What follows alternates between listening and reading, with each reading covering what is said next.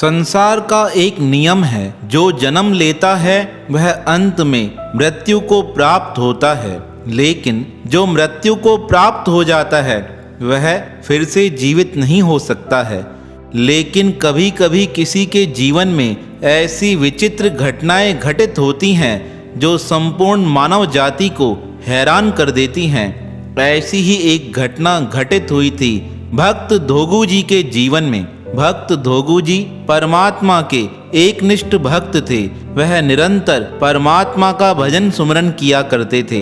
एक दिन प्रातः काल उन्हें पता चला उनके पिताजी का स्वर्गवास हो गया है। अब शरीर शांत हो गया। अब सारे परिवार वाले उनके पिताजी के संस्कार की तैयारी करने लगे।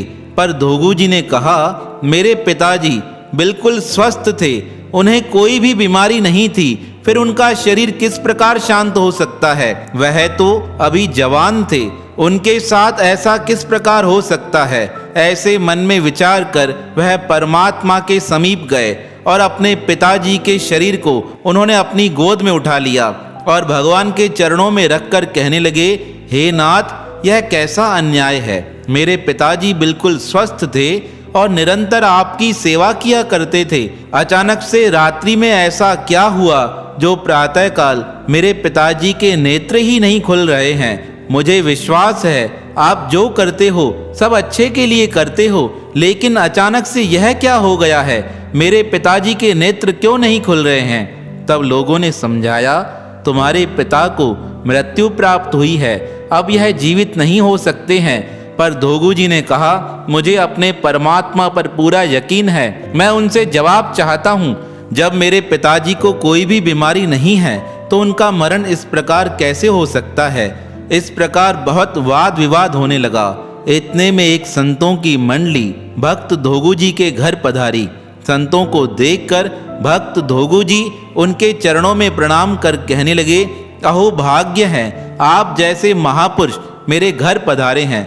संतों ने कहा, हम अन्य स्थान पर जा रहे थे, किसी से पूछा, इस गांव में कोई सच्चा भक्त रहता है जो हमारी सेवा कर सके? किसी ने तुम्हारा पता दिया है, तभी हम तुम्हारे पास आए हैं। उनकी बात सुनकर भक्त धोगू जी बड़े प्रसन्न हुए।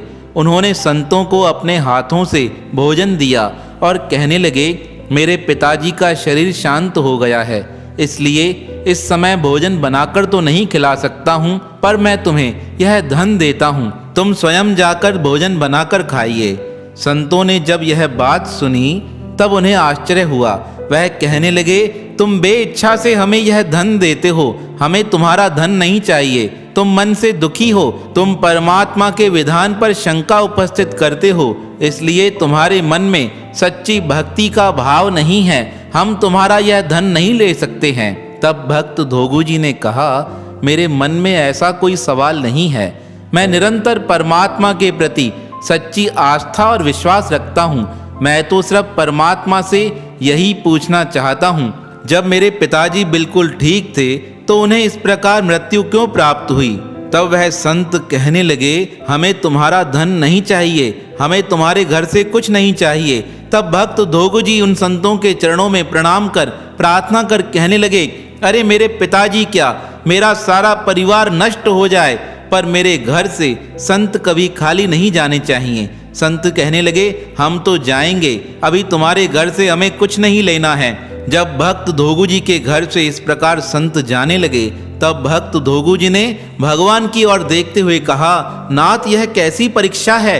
एक तरफ यह संत मेरे घर से जा रहे हैं, एक तरफ मेरे पिताजी का शव पड़ा है, और अगर संत महापुरुष इस प्रकार मेरे घर से खाली चले जाएंगे तो आपका अपमान हो जाएगा। आपका अपमान मुझसे सहन नहीं होगा, मैं अपने शरीर का त्याग कर दूंगा। हे नाथ, मुझ पर दया कीजिए। जब इस प्रकार भक्त धोगू जी परमात्मा को प्रार्थना करने लगे, कहते हैं उसी समय एक विचित्र चमत्कार हुआ। भक्त की इस प्रकार करुण प्रार्थना को सुनकर भगवान को दया आ गई। उन्होंने भक्त धोगू जी के पिता को पुनः जीवित कर दिया। अब भक्त धोगू जी तो भगवान की ओर देखकर रोते जा रहे हैं। तभी उनके कंधे पर किसी का हाथ आया। भक्त धोगू ने जैसे ही पीछे मुड़कर देखा, वह हैरान हो गए। उनके पिता जीवित हो चुके थे। उन्होंने धोगू को देखकर कहा, अरे बेटा धोगू, रोते क्यों हो, क्या हुआ? तब वह अपने पिता के चरणों से लिपटकर कहने लगे, पिताजी, आज परमात्मा ने मेरी लाज रखी है। आज उन्होंने पुनः आपको जीवन दान दिया है। जब सारी बात भक्त धोगू ने अपने पिता को बताई, पिताजी कहने लगे, हे भक्त धोगू, आज के बाद मैं भी तुम्हारे साथ निरंतर भजन कीर्तन में ही अपना जीवन व्यतीत करूंगा। सारे परिवार और गांव वाले यह चमत्कार देखकर बड़े हैरान हो गए। वह सोचने लगे, किस प्रकार परमात्मा ने एक मृत को पुनः जीवन दान दे दिया है। अब तो सब और परमात्मा की जय जयकार होने लगी। भक्त धोगू ने संतों को प्रणाम करते हुए कहा, यह सब आपकी ही लीला है। आपके आशीर्वाद के कारण ही मेरे पिताजी को पुनः जीवन दान मिला है।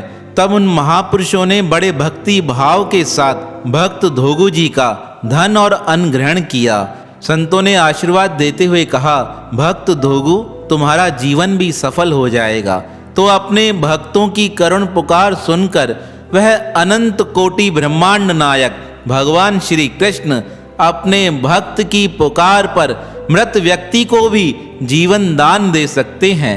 तो ऐसे भक्त वसल भगवान, जो हर समय हर क्षण अपने भक्तों की करुण पुकार को सुनकर उनके कष्टों का निवारण कर देते हैं, ऐसे भक्त वसल भगवान के पावन श्री चरणों में हमारा बारंबार प्रणाम है, प्रणाम है, प्रणाम है।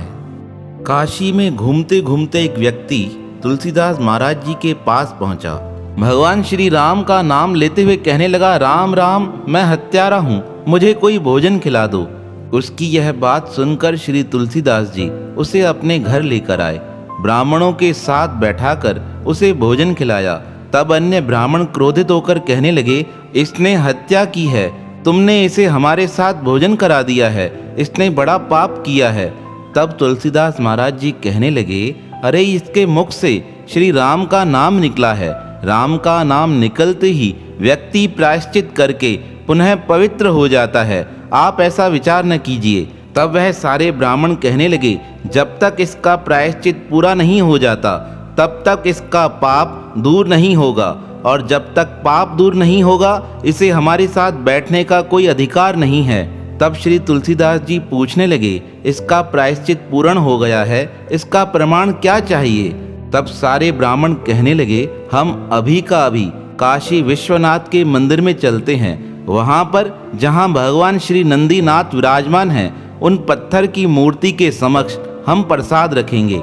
अगर भगवान नंदी ने वह प्रसाद ग्रहण कर लिया तो आप समझ लेना यह पवित्र हो गया है।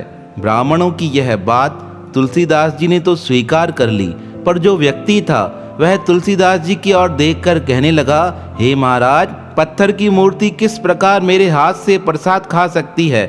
आप जरा विचार तो कीजिए। तब श्री तुलसीदास जी ने उस भक्त को समझाते हुए कहा, अरे तुम पवित्र हो गए हो। भगवान का नाम लेने से, राम नाम कहने से व्यक्ति पवित्र हो जाता है। तुम चलो मेरे साथ। अब तो सारे ब्राह्मण और श्री तुलसीदास जी उस व्यक्ति को अपने साथ लेकर नंदी महाराज के समीप आए। भगवान नंदी के समक्ष बहुत सारा भोजन रखा गया। अब तुलसीदास महाराज जी ने कहा, हे नंदीश्वर नाथ, आपको परमात्मा के नाम की लाज रखनी है। कहा जाता है राम नाम का जप करने से व्यक्ति पवित्र हो जाता है। अगर यह पवित्र हो चुका है तो आप इस प्रसाद को ग्रहण कीजिए।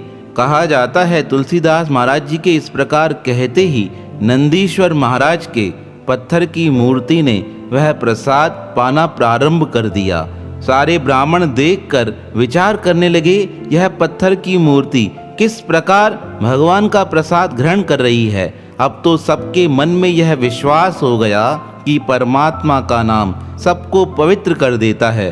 तब श्री तुलसीदास महाराज ने सबको समझाते हुए कहा, राम नाम की शक्ति अनंत है। जो इसका निरंतर जप करता है उसके सकल जन्मों के पाप निवृत्त हो जाते हैं। इतनी अथाह शक्ति है परमात्मा के नाम में। वहाँ उपस्थित सभी लोग भगवान श्री रामचंद्र और तुलसीदास महाराज जी की जय जयकार करने लगे।